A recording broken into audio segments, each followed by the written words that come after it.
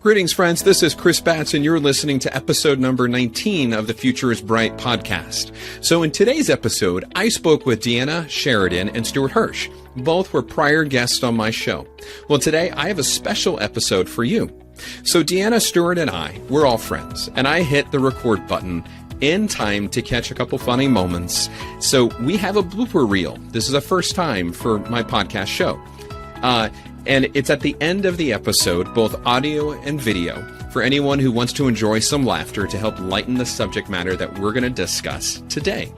So today we are having an open and honest discussion about executive presence, staying authentic, and the journey of inner confidence. In this episode, Deanna and Stewart shared about their coaching relationship and how Stewart supported Deanna while she was Chief Legal Officer at Spartan Race. They discussed her journey through inner confidence and stepping into authenticity, communicating and navigating high-stakes conversations with, as a business partner to executives and clients, being in a psychologically safe environment, the power of privilege, those who have it and those who don't, emotional intelligence, etc. Stay to the end to hear Stewart coach Deanna on how to respond to reactive people, and so much more.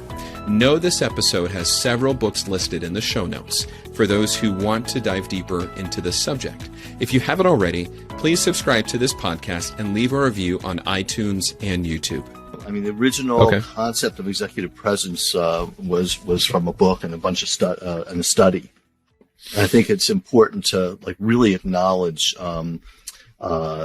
the Sylviane Hewlett, who wrote the book Executive Presence, that came out of a study called Cracking the Code.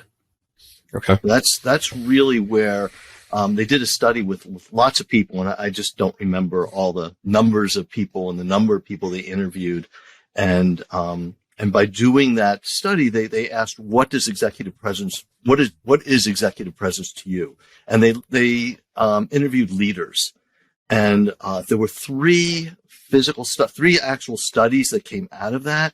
The one I have in front of me is called Cracking the Code, Executive Presence in Multicultural Professionals, which is kind of the topic that we wanted to address today. A book was written from those studies called Executive Presence, and she defined it in the book and came out with a lot of really interesting points that I think we could just talk about for days, but I think today we wanted to focus on the multicultural aspect, and particularly executive presence from the perspective from everybody's perspective, because executive presence really is pretty much defined by a straight white male standard. Mm-hmm.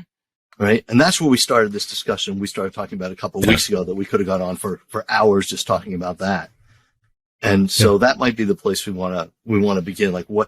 How is it defined? Deanna and I did a bunch of programs for the Association of Corporate Counsel on executive presence, and we began to address this in the last of those programs. It was really a progression, and we came up with some definitions, some of which are in the book, some of which we added or changed for ourselves. But I think they did such a good job on it that it's probably the right place to start.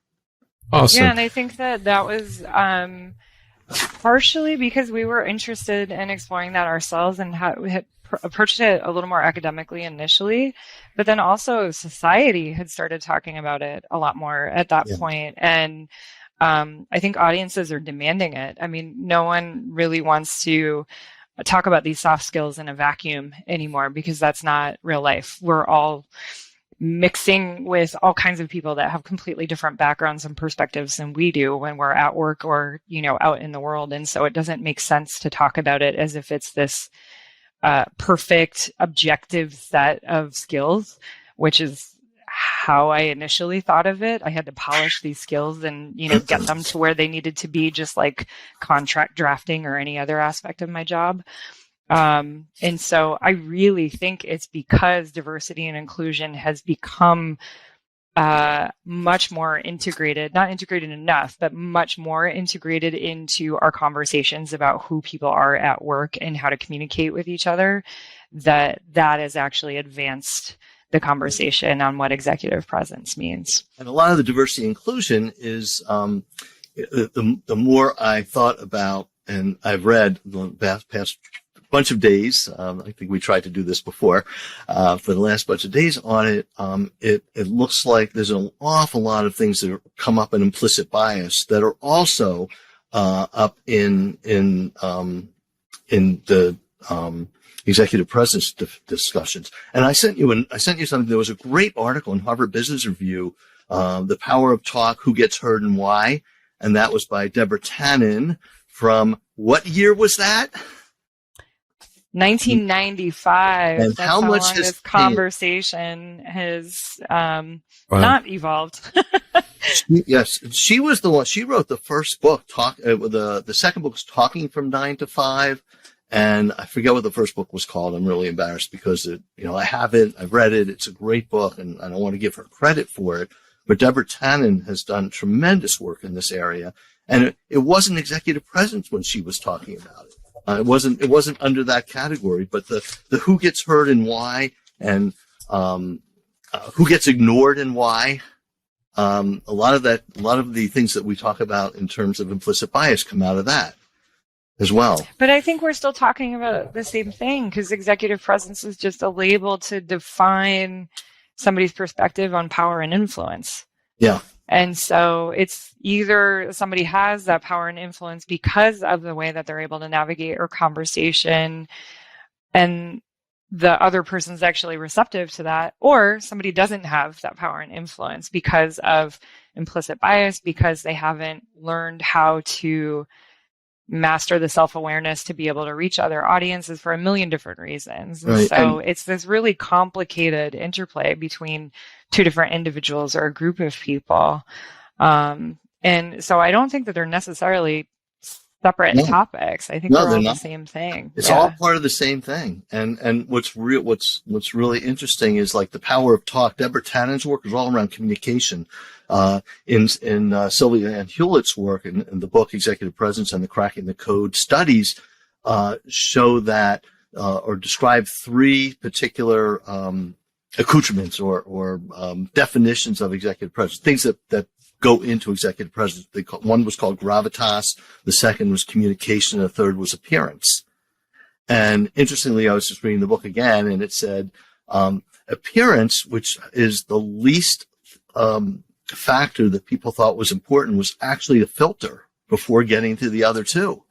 So appearance can really turn you off to paying attention to the gravitas, which is like grace under fire, and I think what they said about pornography years ago, the Supreme Court, I know it when I see it. That's what people usually say. The famous Supreme Court case, yeah. Right. They said, I know it when I see it in that context, but people say the same thing about executive presence. So they kind of dissected it in this material. But the question is, what is it from a stereotypical white male perspective, which is where it was defined initially, and how are others supposed to, people that are not straight white males, and actually today older straight white males, how do they exude executive presence in a way that they'll be recognized, and is that standard still the same? Is it changing? So, and is there a standard? I mean, how much of it is universal? I think that's the biggest question, is that, because I have a different lens on how I'm approaching, sitting as an audience member and watching a public speaker, at a conference, I may be perceiving that speaker as, nervous and a little anxious and not necessarily like really resonating in the same way. And the person next to me could think that they're really powerful and having an impact, and they're emotive and, empathetic, because I might be looking for completely different clues in order to get that authority, power, and influence delivered to me. And so I think it depends on, I think the reason it's so hard to talk about and why you have to talk about it endlessly is to make sure that other people have the same definition as you, or if you're going into a conversation and talking about why somebody has a good impact or a negative impact on their audience. So. Yeah. And we talked about universal rules. Are there any universal things that are relevant? And I was talking to a few leaders about that recently to get their take on it. One of the universal rules is got to know your audience. Yeah. If you know your audience, that really helps. Gail Evans wrote a really good book at one point, I don't know, 20 years ago, more than 20 years ago, Play Like a Man, Win Like a Woman. So it's how staying authentic, but learn the rules. So learning about your audience, and your audience could be an audience of a board or a C-suite or a large group of people like you were describing earlier. But you have to know your audience to know how to so-called play to the audience, and to exude those qualities that are necessary for that audience to hear your message. Yeah, absolutely. You've spoken at international conferences before. Mm-hmm. I mean, you spoke at a really large one in, I forget, Barcelona? Yeah, it was in Barcelona. Barcelona, in early 2020. Yeah. At the INTA Europe conference that year. Yeah. And that was I spoke recently at an event that was a company summit. Not my own employer, but a different company. And there were probably about 400 or 500 people in the room. And that was a completely different approach because, I was addressing everyone from junior employees all the way up to the C-suite. And I needed to kind of hit squarely in the middle of the topics that we were talking about and make sure I was approaching as broad an audience as possible, as opposed to a room full of highly skilled intellectual property attorneys, which is a very, very different audience. So, I know when people speak to boards, for example, you're speaking to probably a C-suite as well, but certainly most C-suites, but speaking to boards, stereotypically some people, and this has been more stereotypically women in the past that I've seen, is want to tell the whole story, all the information in chronological order. And I remember having that discussion with you when you were coaching me. I didn't want to say that out loud. I mean, no, we can go there. That's fine. Right. But doing that is like the board doesn't want to hear about it. They might want to hear about it, but they want to ask for that. And I just did that with somebody a few days ago where I said, well, don't tell them the whole story. Just give them top line. And if they want more, they'll ask for it. In fact, instead of waiting for them to ask for it, offer it. I do have more information on each of these areas if you'd like to hear about it. That's different than like really giving them everything that you could possibly give them. And some of that, it's one of those things where, it makes sense if you can understand the audience's perspective, especially when you're talking about a board or a bunch of C-suite members. But especially as a lawyer, it's tough to put yourself in that position sometimes because we've been trained to talk about our whole analysis. That's what we do in law school. That's what we're doing in our bar exam essays. That's what we're doing in our early years as associates. And so to all of a sudden pivot to, here's the highlights. Let me know if you need more analysis. It's really uncomfortable initially. It took some time for me to get comfortable with it. And coincidentally, right before I came in to sit down for this podcast interview, I just had a meeting with my executive team, and there was a little bit of legal research and analysis involved, and somebody started kind of asking questions, and I said, let me just jump right to the point. There's good news, and I'll give you the bullet points, and then I'll have a couple of questions for you. And I never would have done that 3 or 4 years ago. And I think it's really just that practice makes perfect, and feeling really uncomfortable initially, but practicing it until it becomes a little more second nature. Yeah. So Chris, what would you like to talk about today? So I just so appreciate you guys going back and forth and me just listening and observing. Deanna, why don't you, since you were kind of sharing a short story, kind of start in with your story, your journey around this, your time at Spartan, kind of the dynamics and a little bit of the evolution it's been for you to consider this notion of executive presence. Sure. So I started as assistant general counsel at Spartan Race in 2016. And of course, I was reporting to the GC. At that time, I had only reported to other attorneys throughout my career at that point, both in a law firm setting and in-house prior to that. And then the GC left in 2017, and I took over management of the legal department and became GC. And that's really how Stewart came in because I got to the point where I thought, I don't speak the same language as the people that I'm reporting to now. The COO and I could see eye to eye. We spoke very plain English when it came to the operational needs of the business. But when I was advising the CEO or, the CFO on certain matters, it was sort of, okay, I need to learn your languages. You need to learn mine a little bit, but honestly, I report to you. How am I going to do this? And I kept trying to convince through logic and sound reasoning. And human beings aren't always built like that, and especially founder CEOs, I quickly came to learn. And so I hired Stewart as my coach, and we covered a lot in those couple of years where, we were talking probably once a week, sometimes more frequently, depending on what was going on.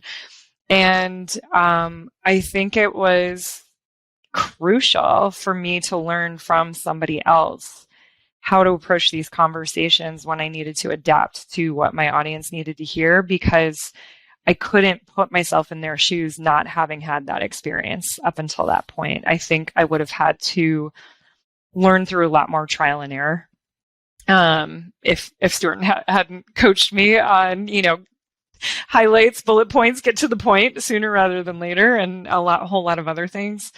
And I think it was absolutely pivotal in me not just securing a better relationship with the executive team that I was advising, but just feeling more comfortable in my role as a business partner, because the GC role has just evolved to a point where you can't just be giving legal and risk management advice anymore. You have to be a partner of the business, and you have to know every aspect of the business. And so it not only requires knowing your audience, but knowing the business inside and out. And how can you learn the business if you don't speak the same language as everybody else? So it was this really organic process in a lot of ways as soon as I started becoming more self-aware of what those behaviors were. And as soon as I started focusing on what I wanted to change about my approach to things, it's much easier to start becoming aware of other people's reactions to tough conversations. And I don't think that, quite honestly, I might not have gotten the job that I have now at 3-Step Sports if I hadn't gone through that evolution, because we're bigger, we're faster, we're in hyper growth. We have a lot of stakeholders that I need to converse with on a regular basis, and I need to be able to adapt and really pivot on a dime and really engage in a very real, authentic way with everybody in the organization. And that was always the most important to me, was maintaining that authenticity and not trying to pretend that I was someone else throughout that process. So I'm glad that I had Stewart there to guide me through it. And doing it in a way that they would get it. That's the key. You still have to be yourself. Yeah. You have to be yourself. Yeah, but absolutely. You have to pay attention to the audience that you're working with. Well, and also knowing where my style and approach would actually have the most impact.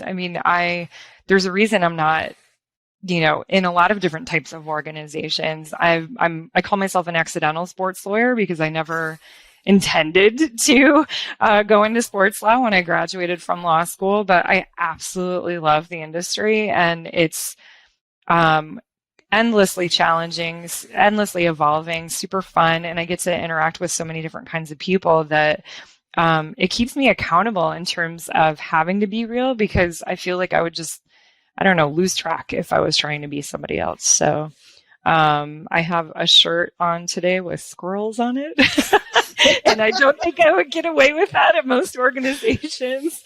I wear sneakers on a regular basis. I'm comfortable being myself in this organization, and, not just in superficial ways in terms of the way that I dress, but, and I think that, that allows me to be more confident on a regular basis in all the conversations that I have to navigate. If I had to put on a mask in order to, just get in and go to work every single day, in a way that didn't feel good to me, then how can you be confident in that? And ultimately, that's what psychological safety means. I mean, are you allowed to be yourself and be accepted for who you are? Obviously, we have to be professional and, polite and diplomatic in, most circumstances, and, not completely let it all hang out when we're at work. But, people want to work with real, warm, human beings that we're interacting with on a regular basis. We spend a whole lot of time at work, and, we all want colleagues and mentors and direct reports that, are going to respond to who we actually are. So, and people are willing to speak truth to power, which you do. Yes, exactly. And hopefully in a way that it actually resonates. We'll see. Well, and it's genuine. And we used words when we were doing our other programs, like be present, be genuine, which you're describing, know your audience, which we talked about, and build trust with them. And we talked about in terms of authenticity and courage, which you show in the way that you have been doing it. And it's doing it in a way that works for you, but you learn the lay of the land before you are able to truly be the person that you are in that land. Yeah, exactly. It's the scariest when you're venturing into a conversation that is a relatively high stakes conversation, and you have no idea where your audience is coming from. And that's really tough because you don't even know if the small stuff's going to land like a joke, let alone, some of the big stuff. So, getting to know your audience and understanding you have to sort of be an armchair psychologist, to a certain extent, and really know what motivates the people around you in order to be effective counsel. So I feel like emotional management is a lot of the job, because you're constantly trying to influence and figuring out the best way to roll out a policy and get engagement there, negotiate a really tough contract that may not make the most economic sense, but it makes the most sense for the business, things along those lines. And you build the trust so that they will listen to you. Yeah, exactly. And you've done that. Yeah. So what I hear you saying in this notion of executive presence is that confidence is really important. And other things kind of fall along with that. What reading the room, I'm curious.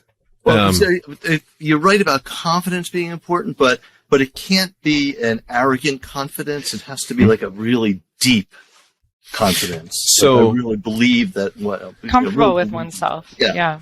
So elaborate a little bit more on that for me. Understanding and that journey, even for you, Deanna, of understanding that and how, Stewart, you helped her along the way, in identifying and mastering self and having self-awareness to get to that deep level of confidence about yourself. Stewart, you want to go first, or? Well, I think he was asking. How do you want to approach that? Oh, well, it was. You start it, and I'll directed at both of us. Oh, okay. Can you ask that question in a different way? I'm curious to know exactly where you want to go with this.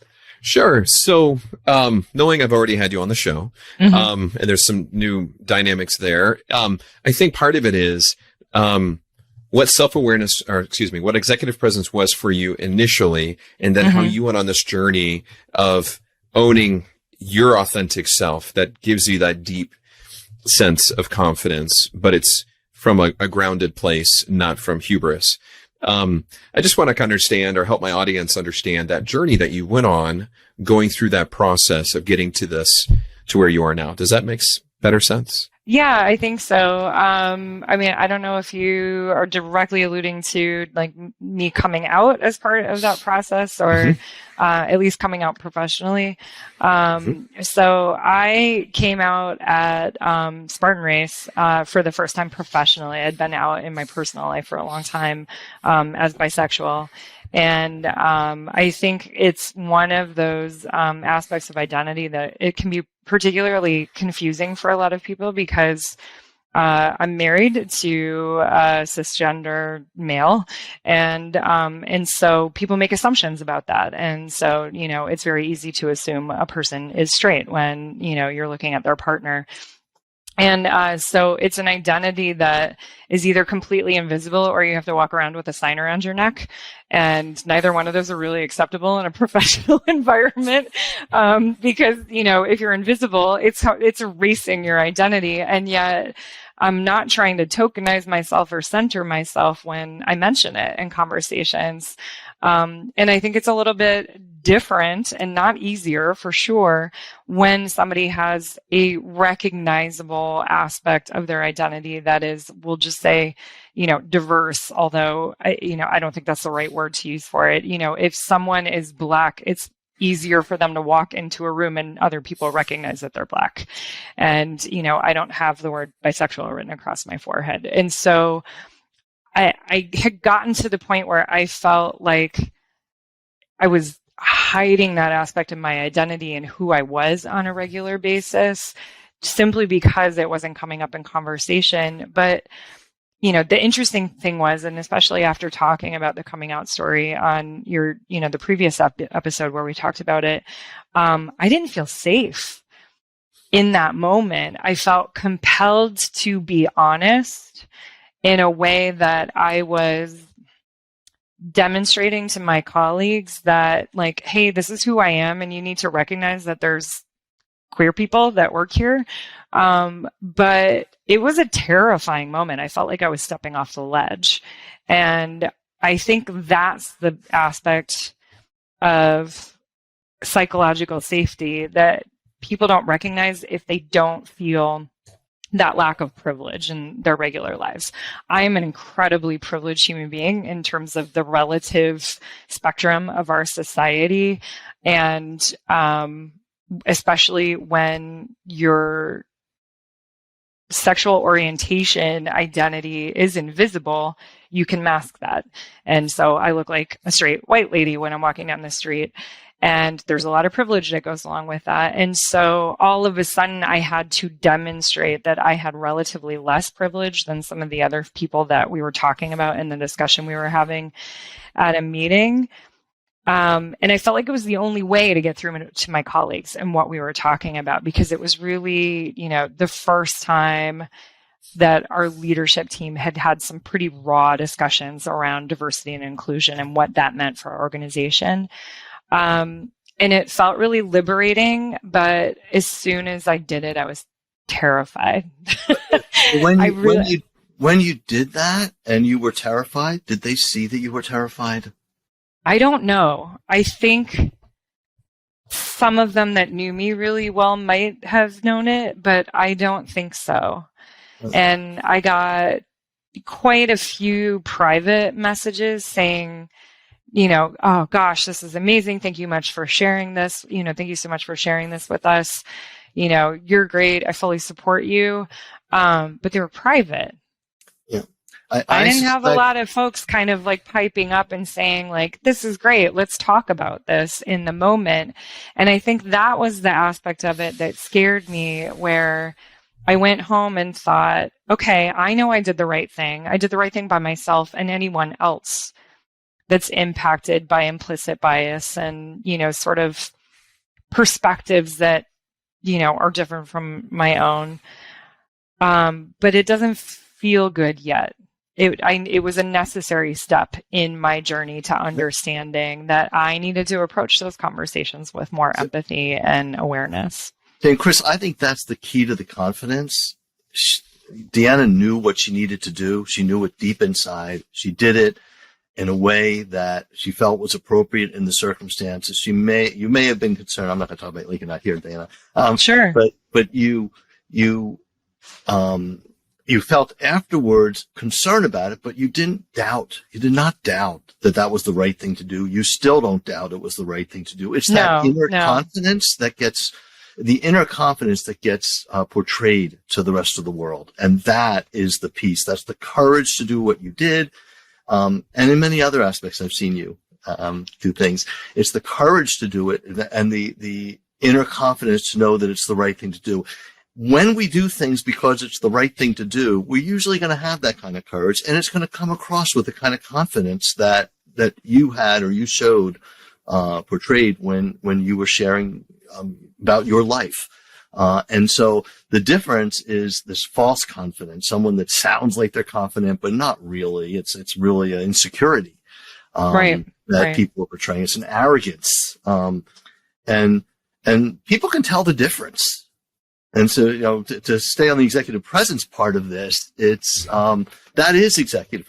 You know it when you see it because you feel it, you sense it, you hear it in the voice. That's the inner confidence, and the willingness to do it. That courage shows that, shows the executive presence as well. So those are the kinds of things people look for, and even when there's fear, that was so-called grace under fire, is something that also shows the presence. And I think those are universal. Those are kind of the universal characteristics. Now, how they manifest might be different for different people. And oftentimes it'll manifest differently for women than it will for men, and for people in different societies, different races. It may manifest differently, but those are very key, important points to be able to address, like having and holding that inner confidence. I agree with you on all of that, but I also think in addition to that, it is imperative that somebody has to go through a journey like that in order to become a better leader.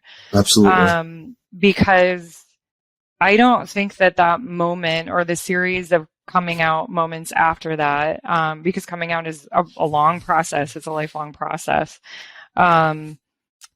is what necessarily changed me alone in terms of, other people receiving my words in a different way, or my presence having a different impact on somebody. I think it made all the difference in terms of me understanding that I have to constantly put myself in somebody else's shoes when I'm talking to them, and be aware of the fact that they've experienced things completely differently than I might have, and be sympathetic to that so that I'm not running roughshod over them and giving them the lack of psychological safety that I once experienced, even if it was just a moment or a few moments here and there when, there's a sexist comment or, whatever. For the most part, I've been incredibly blessed to have, people, just receive my words in a way that, I'm valued. I'm a valued team member. I feel like my words have impact. I can help guide the organization, etc. And I think that the challenge is recognizing that I got here because of that privilege. And it doesn't mean that just because somebody else comes out, or just because somebody else is acknowledging the challenges of their lack of privilege, means that they can, have the same path to leadership that I did. Right. Because there's still going to be challenges to overcome within that organization. And so if you don't have awareness of all of the leadership, or of a material percentage of, the culture in a particular organization, just doing right by others and trying to recognize where people are coming from, then there's no psychological safety, and people don't have an opportunity at that path. They're going to mask, they're going to stay safe, and they're not going to put themselves out there because it is too risky to do so. And that's horrible. It's horrible for the organization. It's horrible for that person. And it means that no one gets to benefit from that person's growth. I don't think you could shortcut that journey. No. You can. But it has to be in an organization that's actually accepting. Yeah. And nurtures people from where they're at. And every organization is flawed in its own way. Just like, I can't remember who the playwright was that said every family is unhappy in its own way.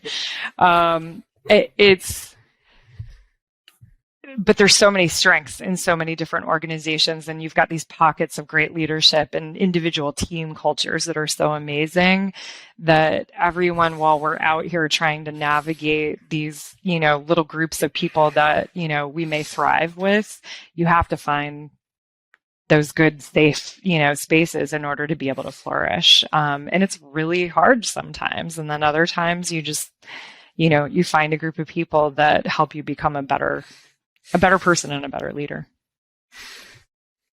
I love it. And this journey, I mean, where you are on and kind of not arriving, but working through continuously, it's just emotional intelligence. I mean, everything seems to really come back to that place. It all does come together. This all comes together. You know it when you see it, but it includes executive presence includes emotional intelligence. Mm-hmm. It includes really good communication skills in so many different ways. It includes that having that inner confidence. It's also about having some charisma. And what is charisma? There was a book about charisma. It's called The Charisma Myth, and it's about having warmth and a few other things that people will exude. All of those things are what makes executive presence work. Yeah. And gives people the feeling that you belong where you are. Right. You didn't fake it to get there, and then they'll want to follow you. That's one of the things I love about what I'm doing, is just being able to help people to recognize them. Many people are there and they don't recognize that they're there.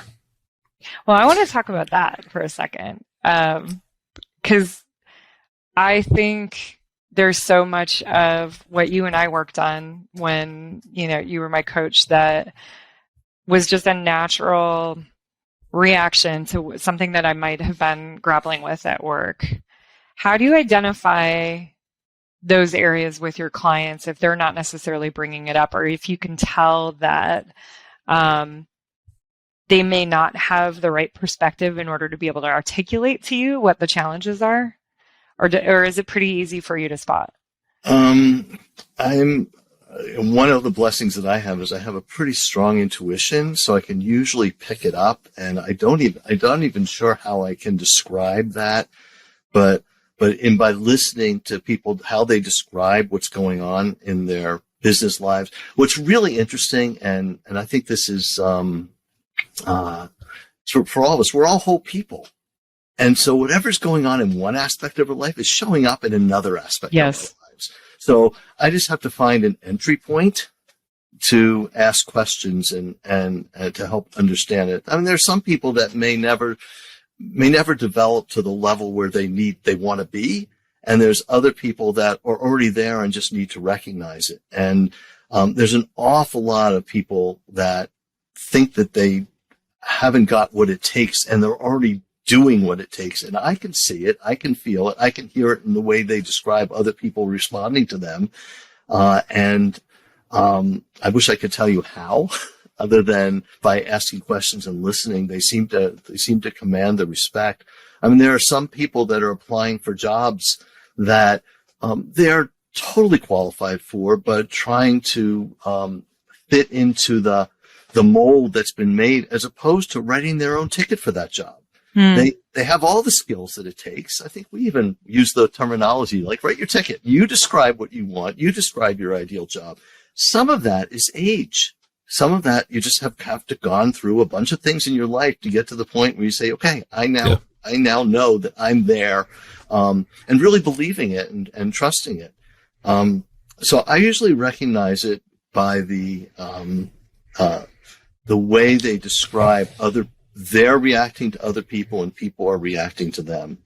And is it a confidence issue in terms of demonstrating to them? I mean, for me, so one of the things that you and I worked on together was one of the exercises you had me do at the end of a calendar year was go write down 100 things that I was proud of accomplishing that year.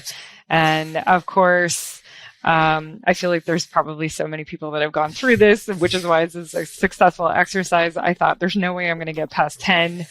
And I think I ended up writing down 200 once I got going. I was just on a roll because I started identifying little things that I was actually pretty proud of, really small moments in ways that I had helped other people that are easy to forget about when you're thinking about the big macro projects, or, oh, I saved the company this much money, or we had this really big litigation win. And is it simply an exercise of going back and looking at the data to say, oh, yes, I can see that I'm excellent now, and now I have all the confidence to move forward? Well, or do you think it's a combination of perspective shifts that require somebody to recognize that? I think a lot of it is perspective shift. The data helps. So a lot of times I'll ask people, especially like all these studies that show that women won't apply for jobs unless they have 90% of the criteria. Mm-hmm. Men will apply for them if they have 40% or 30%, some number that's big for women and smaller for men, often much smaller for men. I'll often ask when I'm working with the woman, I'll also often ask her, is there anything that you have not been able to accomplish? Anything you've not been able to learn? And the answer is always no. Of course, I'm always able to learn whatever I need to learn. Anything you haven't been able to learn that you need to learn in the context. And so the shift to get that confidence is helping the person recognize, at least from my perspective, helping the person recognize that they're absolutely capable. They've done it before. All we have to do is find something they've done before they didn't think they were able to do, and show them how they did it. Help them, and they have to tell me how they did it, but show them how they did it because they're telling me their story, and then like feeding it back.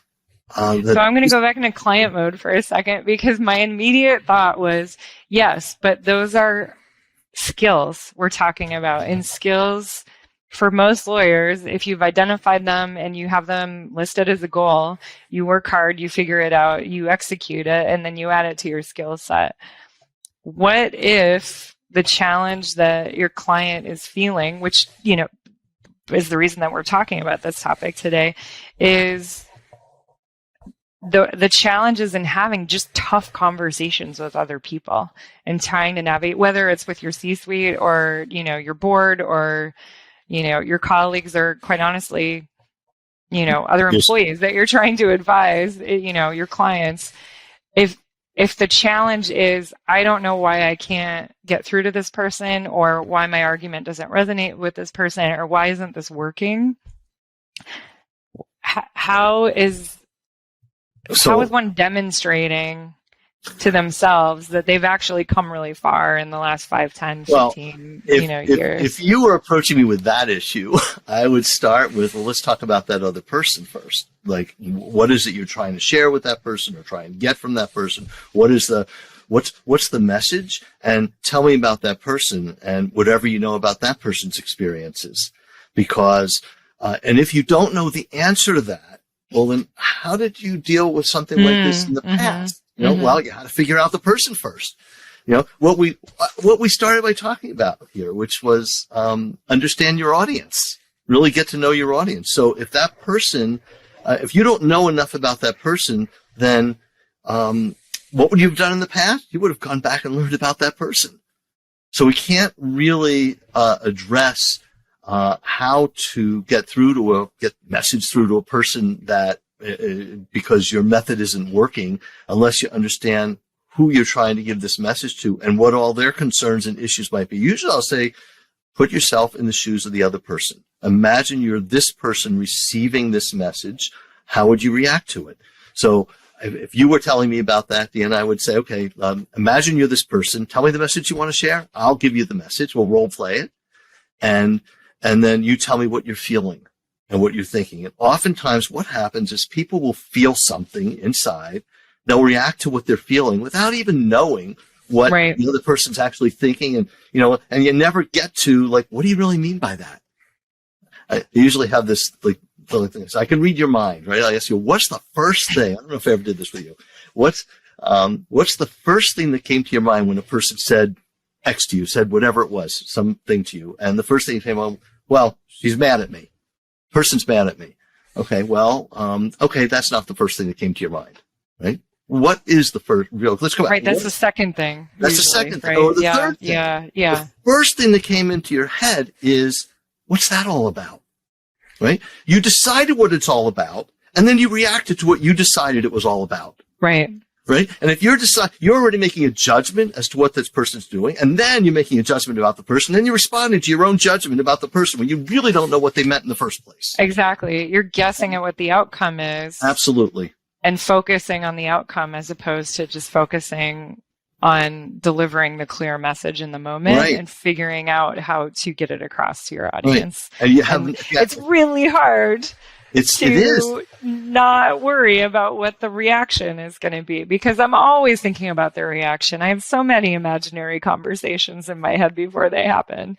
Yeah, and the reaction, you can prepare for the reaction by thinking about how is this person going to react, and what's really important. The other piece, which was interesting, I found it in some of the materials some of the books and things, is you always take the high road. This is about business. When you're in a business situation, it's always about business. There's emotions there, but it's always about business.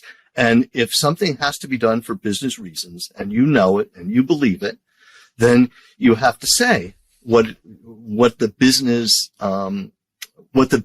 interaction or the business need is. And if the person has a reaction, you don't react to their emotion, you react to the business need. Right? You stay on business. I mean, human beings are emotional beings. And I mean, and the only reason I say that is because I'm judging myself against that impossible perfect standard on a daily basis. I go home and go, lost my cool a little bit in that conversation, and I could have been a little bit more diplomatic with the way that, I was trying to manage that outcome. And we would be talking about that self-judging that is getting in the way of you doing what you need to do. That self-judging doesn't help. And in the moment, it was just me reacting to it, making an assumption that it was personal because, how dare this person have a bad reaction to the way that I'm trying to give them good advice. Yes. And you're judging their bad reaction, and you're thinking like, what is their bad reaction is based on what I'm saying. But usually when someone has a bad reaction, it often relates to what they're thinking in the moment too. Of course. Of course. And it's pretty easy to see when everybody's cooled down afterwards, but in the moment, it's really, really hard. Yeah. And, you and I have talked about being a thermostat and not a thermometer in those conversations. And I think that's probably the single hardest thing to do. And then, no matter what your role is at work or in a community. Yeah, it is hard. Chris, have we talked about executive presence in this? So friends, this has been fun. I do want to bring this to a close. We have talked about executive presence and different things around it. Deanna and Stewart, how can people find you, contact you, follow you on social media? I am on LinkedIn, easy to find, Deanna Sheridan. And I'm also on LinkedIn, and I have my own website. What I didn't mention before, which might be valuable, I'm also a lawyer, which you probably would put somewhere. So I have strategicrelationships.com, or my name, stewarthirsch.com. I own both of them, and they both go to the same place, and my LinkedIn profile. And I love to connect with people on LinkedIn. Although I have this rule, I don't connect with people on LinkedIn unless we've either been introduced or they say why they'd like to connect. Because there's an awful lot of stuff going on LinkedIn now with people just wanting to connect to get your contacts. We could have a conversation about that, Stewart. But yes, that's the business development conversation next time. Yes, exactly. We can do that. So Dan and Stewart, it's been an honor and a pleasure again to have you on the show. Thank you for your time. Thanks, Chris. It's a pleasure. Thank you. What did I do? I think I think you should put it in the trailer. I think. You can't because you didn't say. Go back and. I'm not doing that again.